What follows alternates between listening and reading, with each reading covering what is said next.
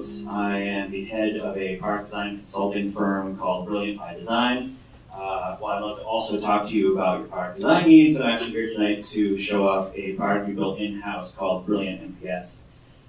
We started working with our clients, we found ourselves asking this question over and over again: who are our customers?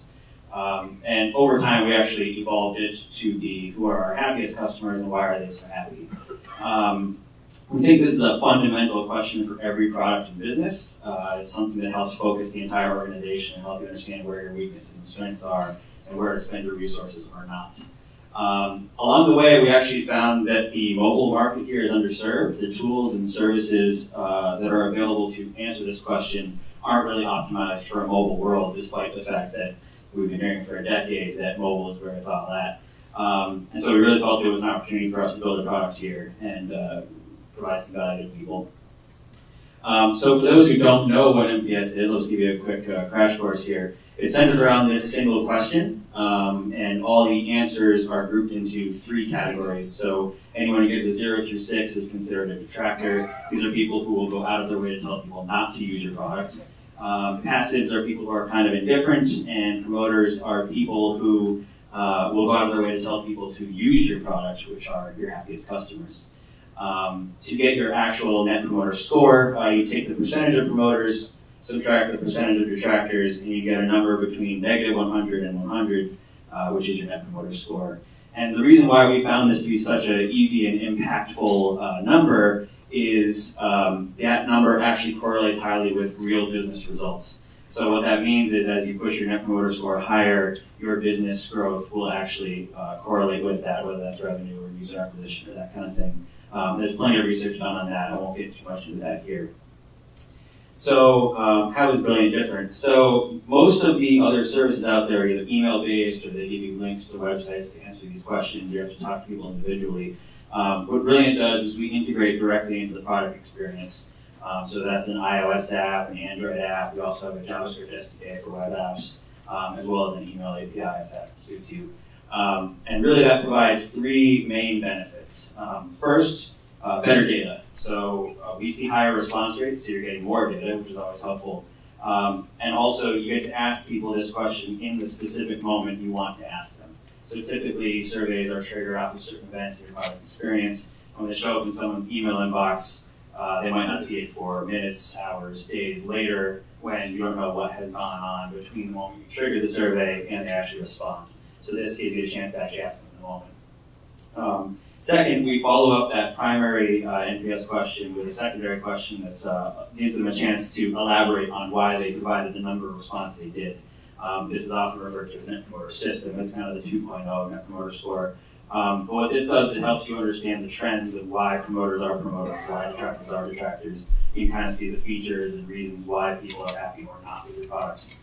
And lastly, the third reason is because we're integrated specifically in mobile apps, we're able to give promoters a chance to actually promote. So anyone who responds 9 and 10 gets prompted with the opportunity to go to the App Store and leave a review and rating, which should increase your rank in the App Store as well as boost downloads directly. So just before I get into a live demo, I'm just talk a little bit about the business model. It's a SaaS model, so based off of number of sends or surveys shown per month, with various tiers depending on your usage. For anyone who's interested here, we are looking for customers, so we have a discount code for you. It's Boston New Tech 17. Either mark it down or you can see me afterwards, and I'll set up the phone here. So I'm just going to demo here one of our early customers, Runkeeper, in case anyone's heard of them. There we go. So let's say Runkeeper wanted to survey their customers after their 10th activity. The survey would just pop up right over the screen here. There's a horizontal layout of the responses, which is something other NPS survey services don't do. They give kind of a vertical list, which introduces some bias to the person's response. As the person gives their response, it comes up with the opportunity for them to type in their answer. Let's type in something crazy here.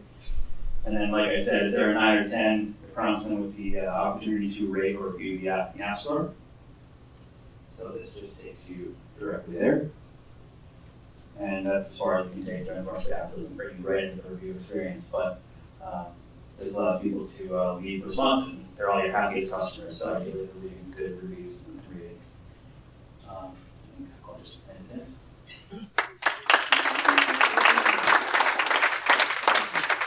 Questions? Go for it. What kind of data did you see with Runkeeper? So Runkeeper has been our pilot program. You mean in terms of official NPS or actual users? Well, I mean, there was 367 reviews, which is a lot, and they're all good. So I was just curious, was that part of you guys? Like, what was that? Yeah, so we have driven up their reviews. Not as many. They've kind of rolled us out to a percentage of their mobile app. They use us a little more in web and email to start with. Yep. So those experiences don't have the promote option yet because web can't really tie to the mobile app stores. But yeah, they've been great partner, great feedback, great user base. So why don't people put this into their own apps themselves? I mean, just develop that. Great question. So the interface that you see in the app actually is pretty simple. The hard part is actually bringing up all that data into the dashboard that we also provide. The ability to tag things, to filter things, to break it down, to show you over time. It's certainly something people can build, but just from building it myself, the amount of time it takes to build it on a one-off scenario for the cost of our plans is negligible. It's really easy to just set up right away. Other questions? Go for it. Have I been answering these questions wrong all along? Because I always give them a 0 because I don't really recommend anything to anybody, but I'm not against it.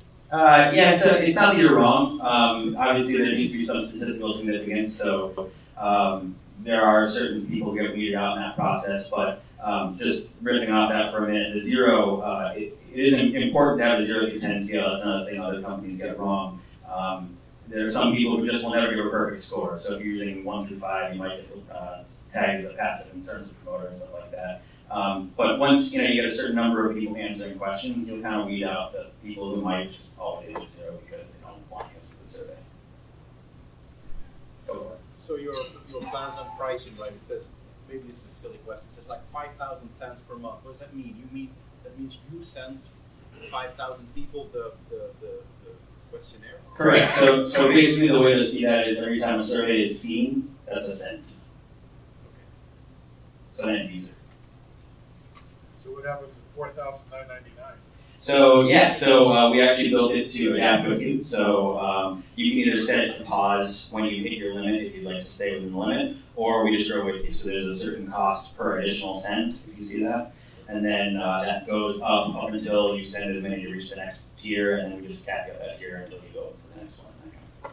We haven't seen that happen yet. So it's incremental pricing, but 49 goes to 199 at a nickel a piece. You got it. Go for it.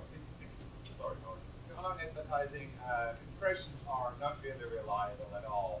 How do you address a send, which is pretty much an impression? How do we? That's Sorry. basically how you kind of charge people based on impressions. Correct. So, sorry, what was the question? And most of the time, even if the impression is served, people actually don't see it at all. So you would technically charge for something people don't see. So with the full screen takeover of the mobile apps, people are definitely seeing it instead of being like on a sidebar or something. Everyone that has seen our surveys on mobile apps does actually act on it. So we track how they're closing the survey or if they respond, stuff like that. So we track the close or the answer and that kind of thing. So we haven't seen anyone get more sends than people are actually seeing. Is there anything interesting that you're planning on doing with the data since you can see it across all the different customers? Yeah, so with NPS specifically, there is some opportunities there. The number by itself is actually fairly useless. So if you're just using an NPS score, you probably want to follow it up with the questions. Unless you have benchmarks for competitors. So for example, telecom company, they might all be in the negatives. So while a negative 20 NPS might sound really awful, it may be better than all your competitors. So there is some value to kind of categorizing everyone's NPS scores and kind of generically aggregating the information to say, like, here's what your industry benchmark might be and that kind of thing. We do plan on branching into other survey types over in the future, and that's where I think it starts to get really interesting with the research data. Other questions? I was just curious, sorry for the second question, but I was curious, are you guys planning on going into questions like so if, for example, somebody has a new feature, right? Can you guys like ask how people feel about new features? Because I think that'd be really cool. Sure. So we will get into that stuff eventually. Really, the impetus behind a lot of this stuff is that a lot of do-it-yourself survey tools are too green fields to leave it up to the end user. And a lot of people don't know how to ask the question, who to ask, how to word it, what answers to give. And so over time, we will open up to other survey types that are kind of curated for people. So we give people the guardrails to make sure they're asking the right question to the right person, that kind of thing. So there will be scenarios like pricing or new features or that kind of stuff that we will get into. Cool. So thank you very much.